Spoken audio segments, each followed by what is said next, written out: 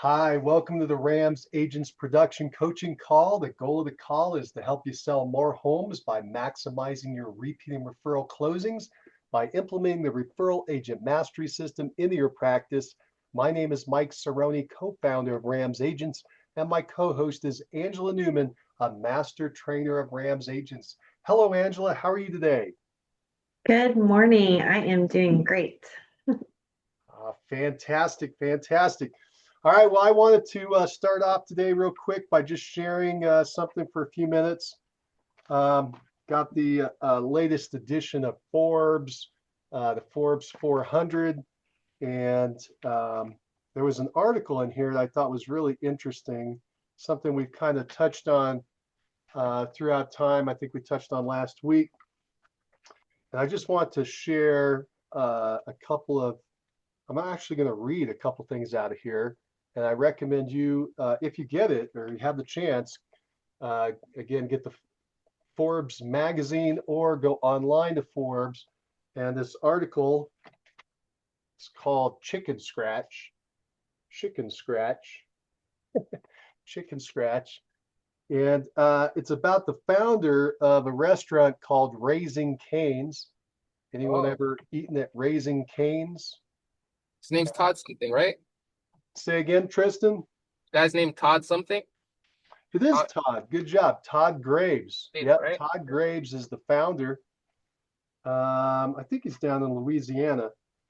And anyway, I just want to read a couple paragraphs because there's a couple things I think would be valuable for you as you're building out your practice. Now, by the way, what does this have to do with um, selling real estate and repeating referrals? I think it has a lot to do with what we're doing because and this is going to be talking, I'm going to read it and then we'll talk about it, but this is going to talk about the idea, or think about while we're listening to this, the idea of you've got your core business, repeating referrals, and you've got to supplement with something else, right? And then, well, let's read it and then we'll talk about it. So I'm just going to skip through and read a couple of little paragraphs in here. So again, this guy's name is Todd Graves. And at 22 years old, Todd Graves was 100% certain that a spot serving only chicken fingers would be a hit with the LSU students, Louisiana State University, even if the banks thought that he was a dumb kid with a bad idea.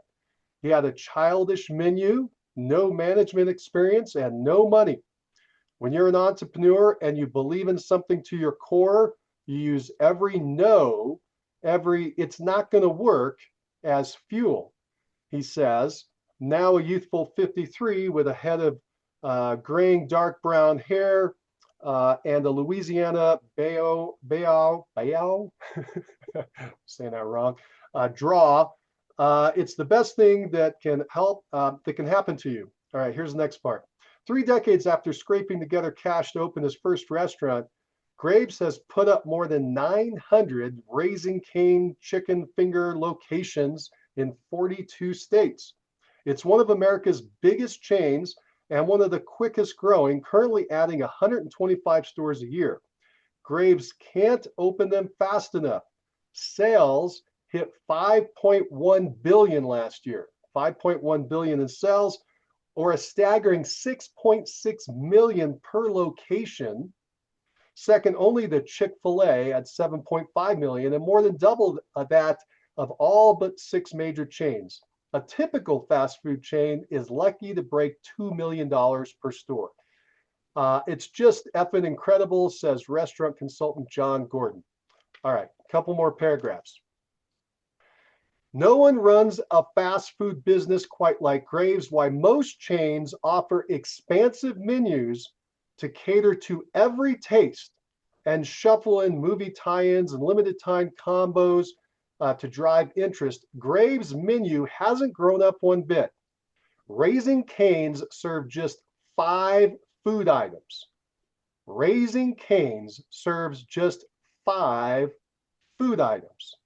You got chicken fingers, crinkle fries, coleslaw, Texas toast, and single dipping sauce. No dessert. Forget about a salad. He hasn't allowed a new menu item since 2007, and that was lemonade. Friends, family, bankers, and customers have often suggested Graves add more to the mix. He's heard it 100,000 times, maybe more. He says, look, I'll look into that. And he politely tells them, but he knows he won't. We do one thing, chicken fingers. This is his quote. We do one thing, chicken fingers. We do it better than anyone else. We do one thing, chicken fingers, and we do it better than anyone else. He says, laying out the core philosophy. If you try to be all things to all people, you won't be special. All right, one last paragraph. His obsession has paid off. Graves is now America's richest restaurateur, worth $22 billion. He's worth $22 billion with this single idea. Thanks to his 92% stake in the business. That places him at number 46 on this year's Forbes 400 in financial league with Jerry Jones and Rupert Murdoch. I'm living a dream, he says, extending the tour to his nearly 5,000 square foot guest house that he lends to NFL star buddies and the $400,000 tree house. And they show a picture of his little tree house that he built where he hangs out with celebrities, super fans like Shaquille O'Neal and Snoop Dogg. He says, I'm living an absolute dream. So there's that little tree house that he built. Anyway, so that's the article I want to share with you this morning. What do we believe the lesson is here? Who can share with me? Focus on one thing. That's right, Tristan. Focus on one thing. Become the absolute best at it. What else did we learn?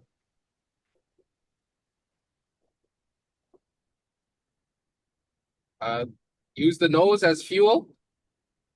Use the nose as fuel. Good. Good. What else?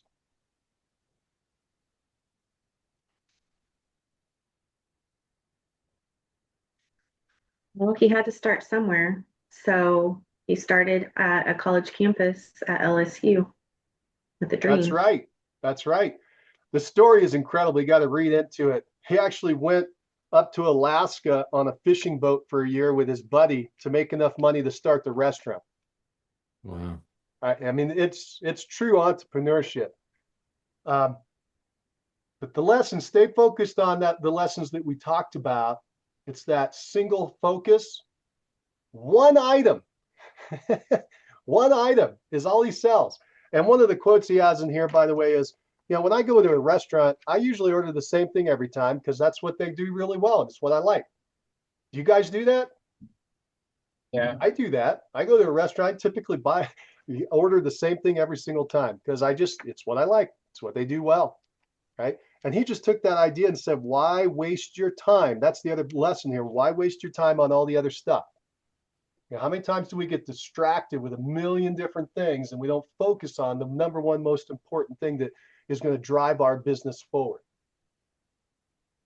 So there's a lot of terms for this, like niche, right? You've heard the term niche. Hopefully this helps you understand the story. Remember, love stories. Helps you understand the idea of a niche. This guy's the ultimate nicher, right?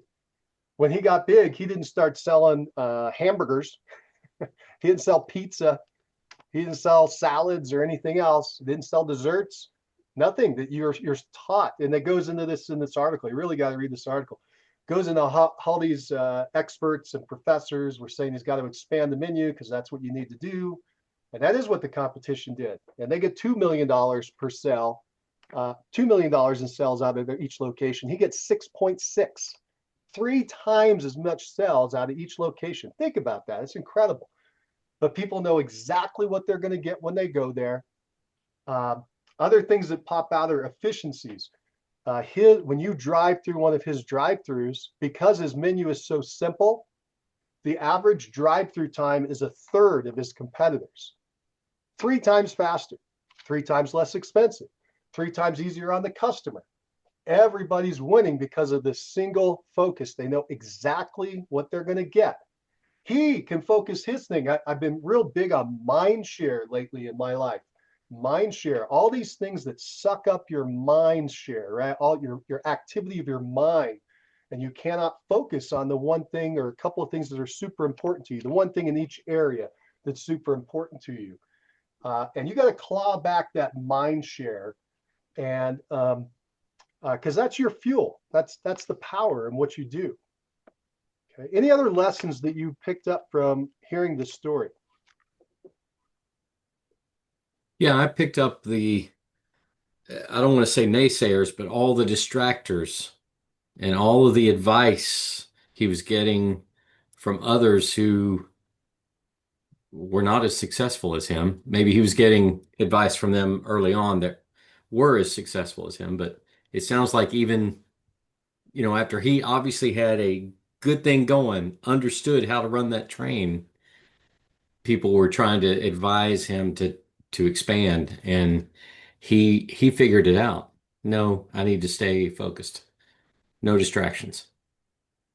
It's a very good point, Blake. Very good point. There are going to be a lot of people that try to derail you into other areas. They're going to try to take your mind share onto something else. He did have a hyper focus on growth. With it, the first 6 months, he opened up his second store. That's when he knew he had something. He opened up the first store that catered to the students on the south end of campus. And he opened up the second store on the north end of campus that he thought he would pick up students, but it was near a mall. And they ended up picking up parents and little league teams and business people and so forth. And he realized he had a formula that would work with both.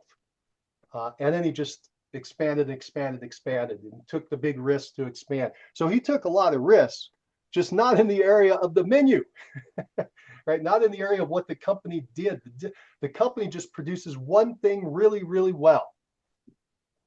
And it's funny, they expanded into our area, and a few months back, my son came home and he said he went out with his friends and they keep going to the same restaurant. Which restaurant do they keep going to? They keep going to this place, right? I'd never heard of it until just recently when they expanded into our area. So, and that was my first exposure to it. Was my kid keeps going there, right? It's good.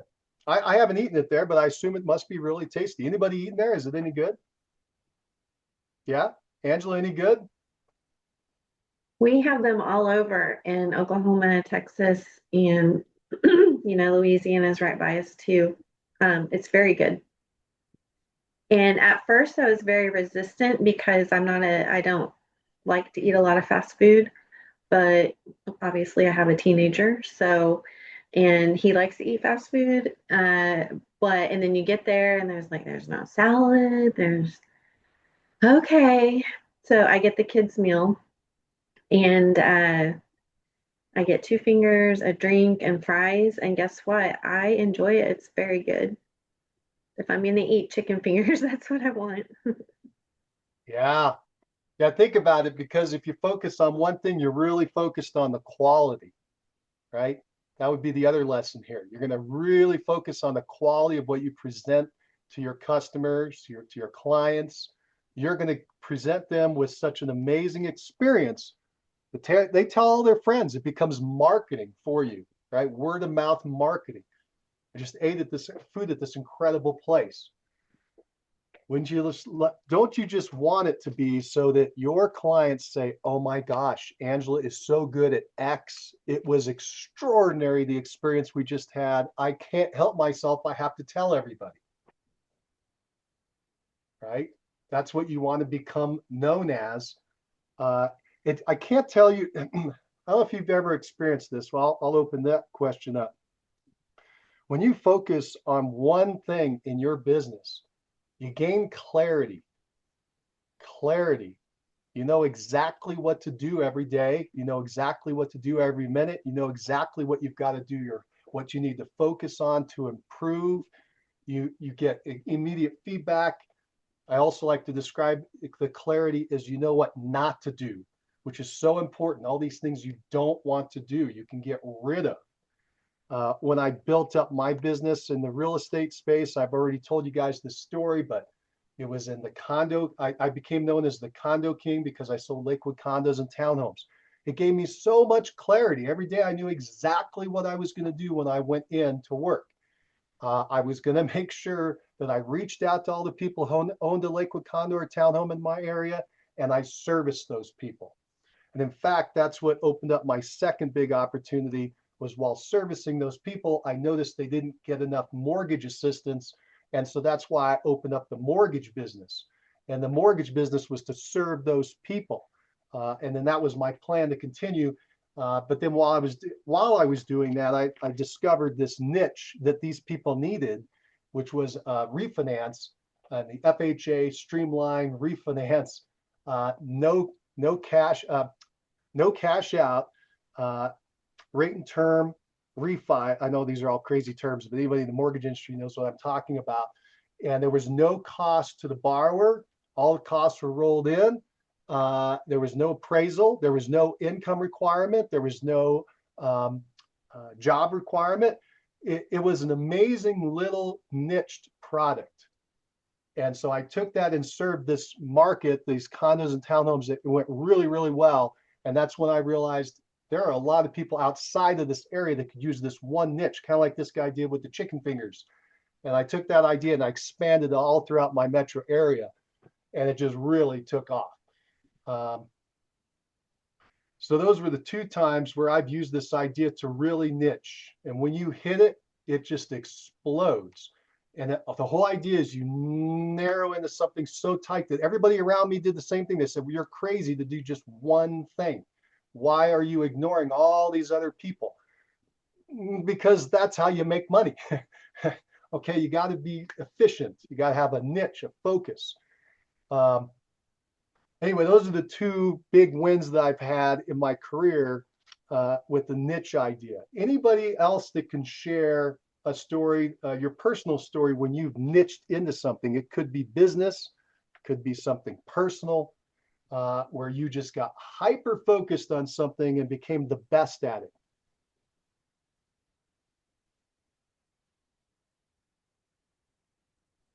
I think I was just thinking about when I had some partners and we were doing a lot of real estate investing.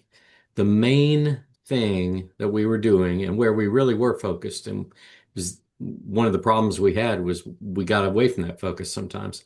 But the main focus was we were buying a certain type of home in a particular type of neighborhood that then we would sell on a lease purchase contract.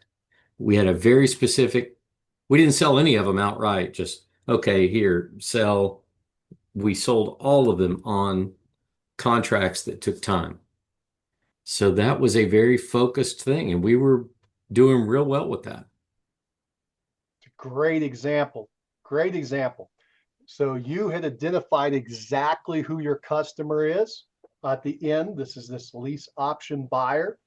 And then that brought you all the way through the steps to get back to the beginning to find exactly what type of inventory you needed, what type of product to go look for. So you didn't have to look at apartment buildings, right? You didn't have to look at duplexes. You didn't have to look at anything else other than this certain type of price point and area and product, this house, and probably in a certain condition based on whether you liked them all all spruced up already, or whether you were going to fix it up, whatever you had this playbook. You That's created right. a playbook that you could just execute over and over and over and over again, correct? That's correct. Yeah. You know, when word gets out that you're an investor in real estate, everybody brings everything to you, everything under the sun. And yes, we had to just say, no, none of that. We're only interested in this kind of property. And once they learned what you were looking for, is that what you ended up receiving? People started bringing It you the did. product that you wanted. That's true. People That did started happen. lining up on the other end that wanted to buy these things on lease option. That's right. The word got out on that side too. Yeah, it did. We had people that were coming to us they were in that position in life where that was going to be the better thing for them. So you That's were true. in that intermediate position like a broker, where you had the pool of buyers and you had the pool of sellers and you were bringing them together? Somewhat. Yeah, that's pretty much how it happened. Mm-hmm. Yes, it certainly is. That's awesome. And that's what we need to do in our real estate business, right? And we've got a couple different conduits that we need to be thinking about and visualizing as we're going through our day. Make sure we're focusing on. One is the purpose of this call, which is repeat and referral. That's got to be the base of your business. And in that case, you've got this pool of people known as your past clients and your sphere of influence. You got product out there in the market, and you're going to bring them together, right? You're bringing that conduit together. That's what you got to be focusing your time on. How can I make sure that I'm adding value is the popular term. What does that mean? It just means you're presenting these people with what they want. You learned what they want and you're presenting it to them, right? So your PCSOI, you're part of that mix. You're the connection that makes that work because they know you personally. You have a personal relationship with them. That's part one of your business. That's the layer, that's the foundation, the first layer. And then the other place that this applies is, as we've talked about it, if you don't have enough business in your PCSOI, you have to have a second stream of business. Now, some people talk about spokes on the wheel and 28 different ways to generate business. That's fine. If you're a huge business, you're a big giant team, fine. But if you're a solo agent, you cannot focus on 28 things. So it's got to be one other things that you do really, really well. And is your primary focus outside of your PCSOI. And that thing, whatever you decide that is, you've got to go ahead and find what these people that need the help and what they want and bring them together. And once you get really good at that, then you get people lined up that want that thing from you. And you'll find that inventory. Either people will bring it to you or you'll be able to search it out really quickly and you can connect those dots. There was nothing unique about me selling a condo. There was nothing unique about me refinancing people's properties. Mortgage brokers and real estate agents do those things every day of the week. What I did was I hyper-focused on it, right? I hyper-focused on it. So in the listing area, I would list 70 to 80 properties a year in the condos and townhomes, 70 to 80. And by the way, I was kind of working part-time. I know that sounds incredible, but I had enough time that I was opening up other businesses. Start to think about that. I was doing other things like investments. Okay, I was able to do other things outside of that because I created a system that was serving this group and focusing all my time on it and not getting distracted. How much of your day is sitting around going, I wonder what I should do today. I wonder if this is even working. Am I on the right path? What am I doing? Right. So once you find that niche, it gives you, again, that hyper focus and clarity. Hopefully that helps. So that's why I keep trying to share with you, go for this second thing that's going to drive your business to the next level. It's going to drive everything for you, right? If you have enough people in your PCSOI, you could be done right there. And that's what we ultimately see with someone who's been in the business a long time. They built out their PCSOI, they filled it up in whatever various ways they've done, and then they hyper focus on that. And not a bad strategy, but if you don't have enough people in there and it's not generating enough business, you've got to have this second level.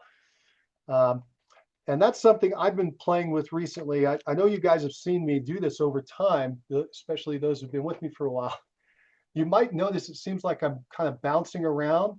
It's because I'm looking for the one thing that I can get in alignment that will fund everything else. It'll be this one thing that just goes. And I think I'm onto it right now. Of course, I'm an optimist because I'm an entrepreneur, but I got this one thing that's really playing out.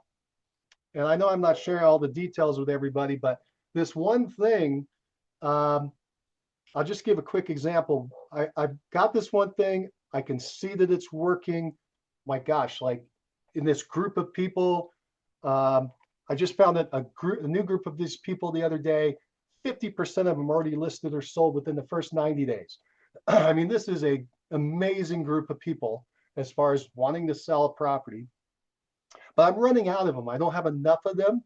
And by hyper focusing on this niche, I just found another way to get another clump of them that will probably be, it more than doubles the number of people that I have available. Not giving a lot of details, but just the hyper focus. It's the hyper focus opens up opportunity. Okay. All right. Any thoughts on that before we move on? Any other thoughts? Has this opened up any of your ideas? Have you thought about what you want to hyper focus on?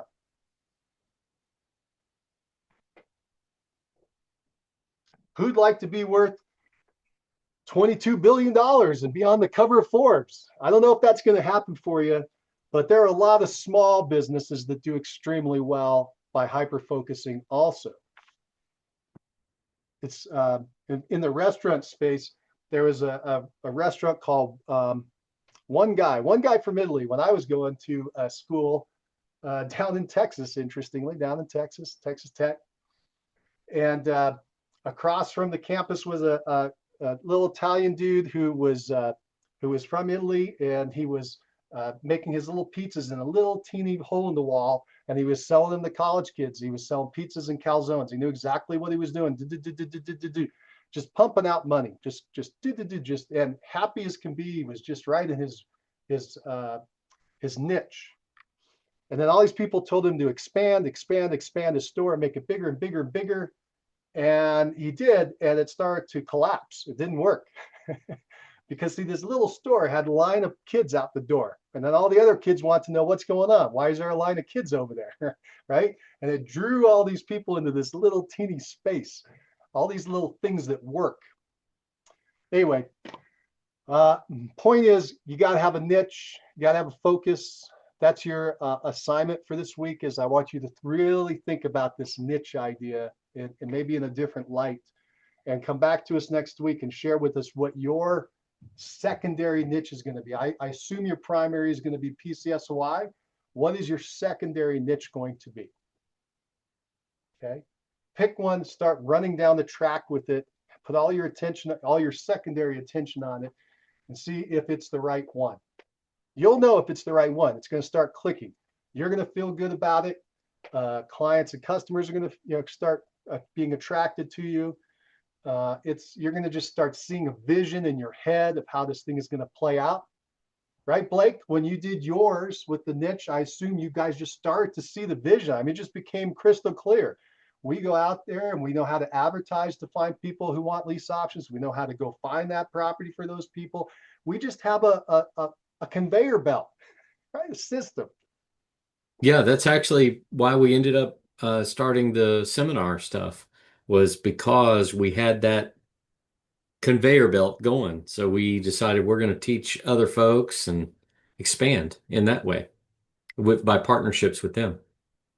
Exactly. Once you get a great system, you can sell the system. That's another way to do it, right? That's what franchising in the restaurant business is. That's what one of the things this guy originally did was, or early on, was he started to do franchises. He took his system and he sold it to other people. Interestingly, he decided he was too much of a control freak and he didn't like the way they were running his system, so he bought it back out. And that's an option you have. So, and that's the other way to think about this. By the way, I'll give you one last piece. If you start going down this path, if you're going to build this out, build out a process for yourself, you need to create a system and a checklist so you can follow it.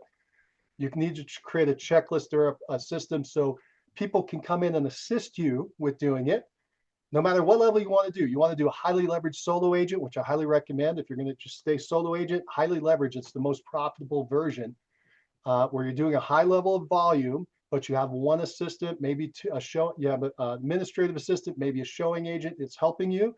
That's a great productive model. You're just in a nice little niche and you're working that niche and making this work really well. It's going to be very profitable for you. Now, if you want to go team and so forth, that's great. You can go down those avenues. If you bring in team members, every one of those people has to understand what your system is. If you decide to go that direction, you're going to need it. But either one of those models, if you get the system, you can then now coach or teach others how to do it. You can sell this system to others, right? You can use it for attraction, agent attraction or recruiting. You need to have this system in place that people then will gravitate towards. And why? Why did we read about Todd Graves here? Right? Because he became a billionaire, 22 billion, right? He got the result that we would like. Right? And then we kind of work backwards to, well, what did he do to do that? And we kind of checked out his system. He created a simple system and multiplied it. He cookie cuttered it. At 125 stores last year. How do you add 125 stores a year? Well, you got a system. You got to have a system. Just boom, boom, boom, boom, boom. Everything that's happening in that place is documented, and everybody knows exactly what to do when they walk in. Todd is not running around to every store and doing all the serving of all these chicken fingers. He's got people doing it who are following his process, his procedures. And that's why you want to develop a system and write it down. Okay. And it can be as complicated or as simple as you want. If you're highly detailed, go ahead and get into those super hyper details. That's great. But if you're not, don't freak out. Just go ahead and write down the basics. Just write down the basics ideas and get that out there. And execute. All right, we're going to move on. Hopefully that was helpful in some way. Who's got any good news they'd like to share for the week?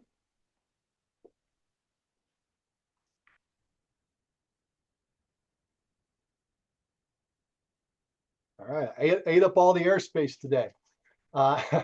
Who's got anything you'd like us to focus on as a group? You know what? Before we get into that, let me just mention one other thing. Let's get it back into our repeat and referral system, RAMS. One of the things we like to do is events. Anybody got any events coming up? You know, we're getting into we're almost halfway through October. We're into November. Pi Day event is one of the big events that people like to do at the end of November. A big event. Handing out pies, been very successful. Almost every top person I ever talked to did a Pi Day. Just because it's one of these easy events to put on. It has a lot of gratitude. It's the right time of year. It's easier to put on because you usually have a little more time. That's in there. And by the way, it's in the system. If you have a RAMS, go ahead and check that out. Got it all documented on how to put it together. Anybody doing either a Pi Day or another type of event over the next 60 days? I am doing Pi Day. So Patty and I, and we're going to invite our other agents that we have in our organization to do it with us. But definitely Patty and I will be doing it. And then I am probably going to do my candy corn counting contest again. And I figure, you know, what I've learned with events is when you repeat an event, not only is it easier, but people kind of recognize it. They come to expect it. They see it. They know what it's about. The first time they might be like, okay, why is she posting a jar of candy corn, you know, and stuff. So those are the two things that I have in life. That's awesome. And you documented that one before. You've done it before. It's much easier to do it the second time. Yes, Angela? Yes, so I use a spreadsheet. Oh my goodness. I have a kitty attack coming up. I use a spreadsheet. And so each time I do an event again, I'm able to copy the tab. And basically what I do, Patty and I met yesterday and pulled out my spreadsheet. We added new things that we're doing differently because last year we didn't do Pi Day. We did the fall appreciation. But this year we're transforming that into a Pi Day because I've done Pi Day in the past several times with another company. But we were still able to use that fall appreciation checklist, convert it to Pi Day, and then add new things. So each year it changes a little bit, but it gets better, you know, each year. I think that's fantastic. And what a great idea. I like this jelly bean. I like the Pi Day. I like that you're going to do it again. And you have a lot of experience with it. So it's going to be very easy for you to put forward. Did you say that you have a checklist for it? A system? Yes. So I learned that from another coaching another coach shared that system, and it's basically a project management checklist. That's fantastic. Angela, I can't wait to hear more about that. And let me just share this real quick. I'm going to share my screen real fast. Remember, you've got this guide. Oops, I skipped ahead too fast. But you got our guide that you have access to, the Quick Start Guide. And I'm just going to put in the word Pi Day event, just one way to check this out. But you've got all the information you need, like when to do the event, how to start the event. Like November 1st is when you want to start marketing. Well, that's in 2 weeks, right? So how you're going to have the deadline and the dates all set up. This is not working like I thought it would, but let's try this anyway. Here we go. A landing page, how to set up for your signups, how to do the tagging for it, how to do the marketing for it is all here. Here, I'll just screen through it. But you've got how to do a script, do a reach out to people, to invite them. The whole system is in here. How to deliver the pie, etc. So be sure to check that out. If you're thinking about doing a Pi Day event, remember you have a system already built in to RAMS. Okay. All right. Oops. And if anyone in our group is interested in doing a Pi Day or just wanting to learn more about it, I mean, feel free to try to schedule a call with me, and I can, because you can do Pi Day. The great thing about Pi Day is you can do it small, you can do it big. It's very flexible. It depends really on how many pies you want to buy somebody, but we're also trying to get sponsors to help us with the cost of the pie. So that's a way to do it and not have to pay, have all of those expenses. So you share it with the co-marketing and co-branding of it. A really great point, Angela. Especially that you can do it small or big. People get nervous about these events because they've seen maybe a top team do it and they're handing out 200 pies. And you're like, I can't do that. You don't have to do that. Just go buy 5 pies and deliver them to your best 5 people. The people that are giving you referrals or doing business with you, just as a show of appreciation. Right? That's an old-fashioned one. You just go knock on the door, just a pop by or drive by, whatever you want to call it. Just knock on the door, say, hey, I just wanted to give you a pie. Happy Thanksgiving. Was just thinking about you. Hope you have a fantastic time with your family. Boom, do that. Tuesday, maybe before Thanksgiving, and you're done. Just 5 of them. And you'll make a huge impact. People will remember that. Oh my gosh, Tristan showed up at my door with a pie, right? Something incredible. Good job, Angela. Let's see. Anybody else doing any other events the next couple months? Yeah, I really appreciate that you put the Rams Quick Start Guide back up there so that I remembered all of that work is already laid out there. I appreciate you reminding me of that. This idea of maybe doing a pop by for pies and not as many, like Angela was saying, you don't necessarily have to do 50 pies. I could just scale it down to a smaller thing. I think I may do that, but I am going to definitely be doing my goat open house. It's just going to be a little bit later this year. And right now, the working date, because I haven't announced any of it, is November 8th. That's the working date. And it's really partly timed on just my personal schedule and what I have, and then also on when the baby goats are due. That's awesome. But So we will do the baby that. goats. Yeah, and you mentioned something earlier that I really hadn't thought about, but when you do the same event, or maybe Angela mentioned this actually, that when you do the same event again and again, people start associating that with you, and it's it's not like you're reinventing the wheel every time, not only with your event, but also in people's minds. They're going to always think about, hey, when's Blake going to have another one of those goat events? Or, boy, I hope Angela does the pies again this year. They probably start calling you if you're doing it enough. They probably start calling you and saying, "When are you bringing out the pies? We're counting on it." I had an insurance agent that used to do the calendars, the that you would open the calendar and write, and it was a book, a calendar book. And he told me at the end of every year, everybody, all of his clients would be calling him saying, "Hey, when are you going to have the calendars ready? We're ready to come pick ours up." So, Yeah, absolutely. It's completely connected. And you've done the baby goat petting event multiple times now. I think maybe 3 or 4 times even.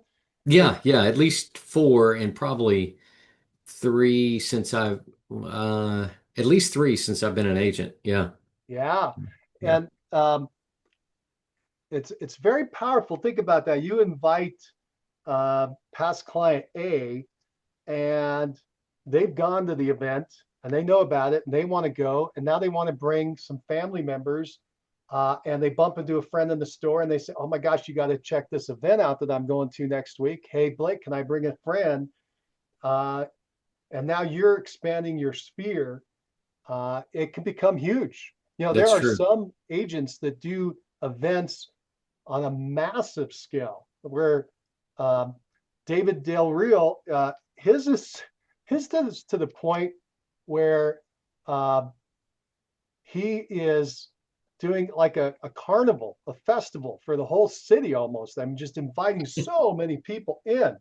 But it started small. It just grew and grew and grew and grew, and everybody knew about it. He enjoyed it, and it just grew out of that. I think it's actually Daniel Del Rio. Um, anyway, uh, good job. Can't wait to hear how it goes. Let us know if you need any help setting up your events. Be sure to put an event in place. This is a great time of year to do it. Things are slowed down a little bit. Good time to reach out to people. The other reason it's a good time to reach out is just in a couple months, people are going to start getting that itch to move with the new year. The new year, and it leads into the spring. And people talk about, springs are usually the biggest time for real estate. Well, that happens before then. It's happening 90 days, 120 days before then. Well, that's the time that's coming up over the next few months. Let's get in front of the people, make sure they remember you are in the business. You're ready to help them and serve them in this upcoming year. All right, let's do this. We got a few minutes left. Anybody got any burning issues you'd like us to address? Any challenges you've bumped into this week or things that you would like us to focus on and chat about?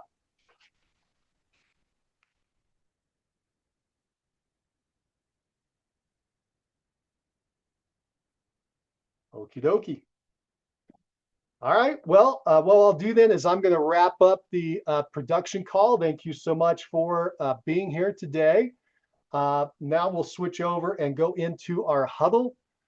And in the huddle, you tell us the number one most important thing you did yesterday to move your business forward, and the number one most important thing today you're going to do to move your business forward. Who would like to start? I'll start. Number one thing yesterday was showings and negotiating an offer. And number one thing today is I think I'll be getting this offer wrapped up and have the property under contract, sold conditional on inspection and financing. So fingers crossed on that. And I have some showings in the evening again today. Tristan, that's fantastic. Congratulations. Good job getting out there and working with a client to help them find their property and start negotiating on it. I hope that goes well for you and comes together. That's great. Thanks, Mike. Cool. All right. Who else? Who's next? I'll go. I yesterday was really in pre-negotiation on a potential offer on the farm that I have listed. So, and I say pre-negotiation because I've been in constant communication with this buyer's agent, the buyer's agent, and he and I were talking about some specifics yesterday that I was, even though we don't have an offer on the table, I was pre-setting up. So that's negotiating. And so I was doing that yesterday. And then uh, today I'm going to be following up with two people that I have with buyers that I have buyers rep agreements with, following up with them. Fantastic, Blake. Good job. Follow-up is so critical. And now you just reminded me that there's I wish I was better at names. There's a top agent that we interviewed and top solo agent, and she does 1 day a week is a hyper focus on one idea. That's the way she likes to structure her week. So I can't remember the exact days. I'll probably get them out of order. But like for me, Tuesdays is when I'm doing seller reports. And she has a day like that, 1 day a week where she's reaching out to her sellers and giving them reports. She has another day of the week where she's reaching out to buyers. And I think it's Wednesday. And she just reaches out to all of her buyers in process and talks to them and makes sure that she's communicating with them, whether they already have a contract. And then another day is under contract. So then you reach out to all the people that are under contract. So she's reaching out to her listings and then and potential sellers. Then she's reaching out to buyers and potential buyers, current buyers and potential buyers. And then she's reaching out to under contract. So she kind of she likes to group it per day for her structure. She doesn't like to do what's traditionally done, which is where you have all your dates and times listed out, your schedule with every hour accounted for. But that drives her crazy, but she does like having a day set aside to sometime during this day, I got to get a hold of all my sellers. Sometime during this day, I got to get a hold of all my buyers. I'm sorry, her, and I apologize to her. Her name is going through my head, but this is the gal who's a solo agent who does like 160 closings a year. So it's a pretty good system. Find your system and run it. Okay. All right, good. So let's, good job, Blake.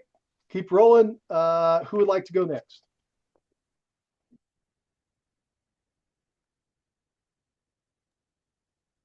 Yesterday, I followed up with a lot of lease leads and set up a really strong showing with Patty for one of the lease properties for tomorrow. And today I'm working on getting a deposit for a different lease property that we have somebody that's really interested, and I think they'll be moving in tomorrow. Congratulations. Thank you. That's fantastic. Good job. Way to keep the ball moving forward, helping people find properties. Yeah. Good. All right. Yevon, I see you're there. Can you hear us? Do you want to share? Yes, I do. Thank you, Mike, for brought so much like nice topics about niche. That's what I'm thinking for the last couple of days, to just do like retargeting my goals for next year. And you brought this kind of like good topic. And yeah, yesterday I work on kind of have a bunch of issues with like landlords, because like our market kind of slowed down for renting. So like it's a lot of kind of places, my opinion, like yeah, becoming like difficult to rent it out. So we need to find like new way how to advertise them. Maybe like give 1 month of free living, free stay, like at the property, things like that. And yeah, that's what I work yesterday, and planning to continue to work on these things today. Good job, Yevon. Good job. And if I recall your story, and correct me if I'm wrong, you have had some hyper success, and one is based on your drive and desire, but a lot of people have drive and desire. You have applied that drive and desire to a niche.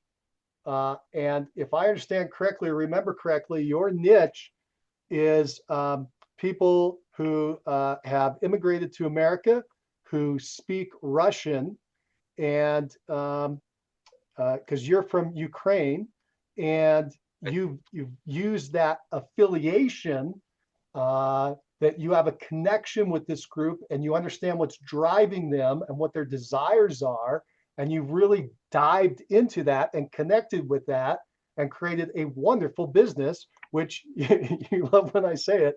You had 50 54 closings last year as a solo agent because you hyper focused. Am I getting that correct? Yes, correct.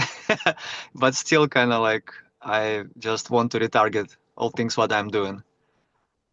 Maybe like next meeting here, I'll share the story. I just came back from Miami and I talked with like 4 or 5 different agents and they told me like crazy stories about their market.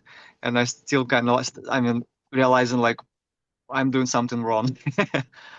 And yeah, that's what I just want to kind of like, yeah, talk to you guys next, probably like meeting here because it's not enough time to discuss. Yeah. Oh, that's a good teaser. That's a good cliffhanger. Thanks. Can't wait to hear what the topic is. Good deal. Yeah, Good thanks. deal. All right, Yevon, thank you for sharing. Good luck with that today. Did we make it through everybody? Yeah. All right, cool. All right, so yesterday I'm working on this project. I'm reaching out to people. I made my 27 dials. I called through my list and I ran out of people.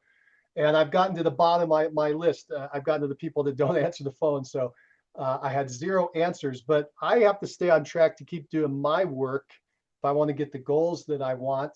I can't control the outcome, but I can control my actions. And so keep that in mind as you're moving through your day. You got to play the long game and the numbers and control your actions. Some days you're going to talk to a lot of people. Some days you'll talk to no one. And either way, you got to keep doing your activity. In this case, it's reach out by phone, but whatever your activity is, you got to continue doing what it is that will get you the result that you want.